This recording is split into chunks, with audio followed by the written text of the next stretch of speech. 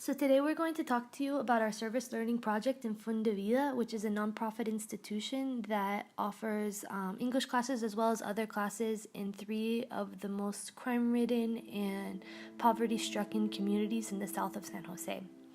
In this organization, they work as a community and they have certain leaders to give the student classes, but in the English classes, they work as the older, most advanced students graduate, that they also volunteer to help tutor and give lessons and teach the classes to the beginner teenagers as well as the younger students.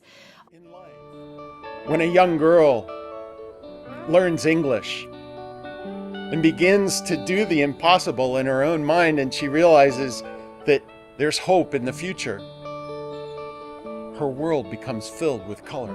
When a young person finds someone who listens, and they're able to learn how to let go of bitterness and to forgive another, light comes into their world and fills it with color.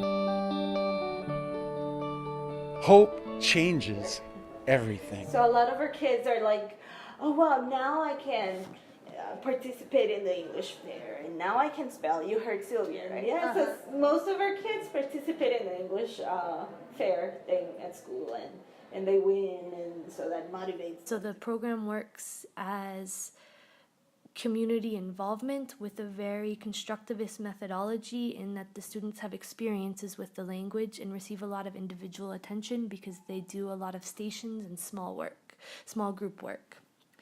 So we went there the first time and we observed an older advanced class of teenagers. Also talked to the teachers that were working in the program, most of them were graduates of the programs. And we asked where we could be most useful to help give a class. Where we could be the most useful would be in a class of first graders. It was the last class before their graduation, so it was a review of all the topics they had seen, which was very basic topics such as the alphabet, numbers, simple questions, and colors. And so we decided to develop our lesson plan around these topics for a group of 18 first grade students with the help of volunteers and the mothers that also volunteer with their kids. The way we decided to accommodate the class and work with the kids was in stations. It was easier to work, manage, and teach the kids in small groups. It also made the lesson much more fun.